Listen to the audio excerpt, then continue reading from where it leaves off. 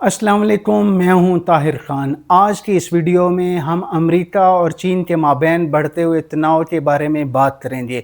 आपको बताएंगे कि किस तरह अमेरिका ने अपने एक बड़े फैसले के ज़रिए ना सिर्फ दुनिया की तवज्जो अपनी तरफ मबजूल की बल्कि दुनिया को हैरान भी कर दिया।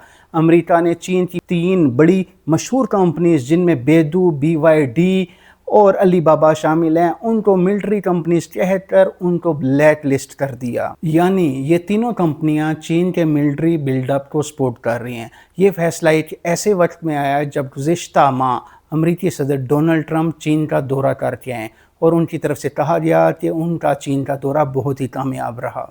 अमेरिकी वजारत दफ़ा और पेंटागन की तरफ से कहा गया है कि ये तीनों कंपनियां चीन की मिलिट्री बिल्डअप को सपोर्ट करती हैं और चीन के लिए मिलिट्री बिल्डअप के लिए मदद फराहम करती हैं और चीन के लिए ये दुनिया के दीगर हिस्सों में टेक्नोलॉजी के हसूल के लिए भी काम करती हैं। इसलिए हम इन तीनों कंपनीज़ को ब्लैक लिस्ट कर रहे हैं। वाज़ेह रहे कि अली बाबा दुनिया की और चीन की एक बहुत ही बड़ी ई-कॉमर्स कंपनी है, जबकि BYD दुनिया की और चीन की एक ऐसी कंपनी है जो बहुत तेज़ी से इलेक्ट्रिक कारें बना रही है और कहा जा रहा है कि इस वक्त BYD दुनिया पर छा चुकी है।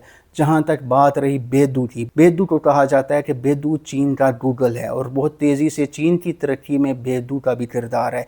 इन तीनों कंपनीज़ पर अमेरिका की तरफ से पाबंदी लगाने का मतलब एक बहुत ही गैर मामूली कदम है। चीनी हुकूमत और चीनी वजारत ख़ारजा की तरफ से अमेरिकी फ़ैसले को तनकीद का निशाना बनाया गया। कहा गया कि तीनों कंपनीज़ अमेरिका के कवानीन और आलमी कवानीन के तहत अपना कारोबार चला रही हैं। वो किसी भी तरीके से चीन के मिलिट्री बिल्डअप में मदद नहीं करती, इसलिए ये फ़ैसला गलत है। और उनकी तरफ से ये भी कहा गया कि हम इस फ़ैसले को गलत करार देंगे, बल्कि इस फ़ैसले को हमारी कंपनीज अमेरिकी अदालतों में चैलेंज भी करेंगी ताकि फ़ैसला वापस हो सके। अली बाबा और BYD की बात की जाए तो इन कंपनीज का कहना है कि हमारा चीनी मिलिट्री के साथ कोई ताल्लुक नहीं, ना हम चीनी मिलिट्री को सपोर्ट करते हैं, ना चीनी मिलिट्री को मदद फराहम करते हैं, इसलिए हमारे ऊपर तमाम इल्ज़ामात गलत हैं। हम इनको अमेरिकी अदालतों में चैलेंज करेंगे, हम कोशिश करेंगे कि फ़ैसला वापस हो ताकि हमें दुनिया में और अमेरिका में कारोबार करने की इजाज़त मिल सके।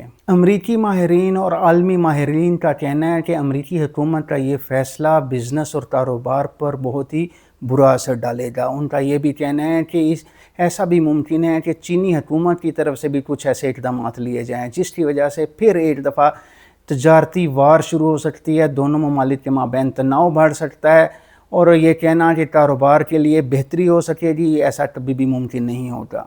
वीलॉग का इख्तिताम करते हुए ये कहना बहुत ही आसान है कि इस फ़ैसले का ताल्लुक अमरीकी सलामती से नहीं है। मामले का ताल्लुक सिर्फ़ और सिर्फ मईशत की और ट्रेड वार की एक नई एपिसोड है। ये ताल्लुक ये है कि अमेरिका की तरफ से कोशिश है कि चीन की तजारती तरक्की, माशी तरक्की के रास्ते में रुकावट डाली जाए।